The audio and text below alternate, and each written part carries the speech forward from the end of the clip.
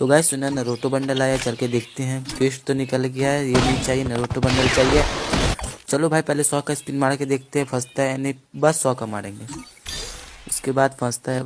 अरे भाई 10 टोकन, सीधा 10 टोकन, 20 टोकन हो गया भाई, सीधा 20 टोकन हो गया। 100 का स्पिन मारा बस। अब 3-3 का मारते हैं, फिर से 3 टोकन, फिर 3 का मारते हैं। अबे टट्टी सामान मत दो भाई, फिर से 3 का मारना पड़ेगा। अबे 3 का मारा बस, देखते कितना स्पिन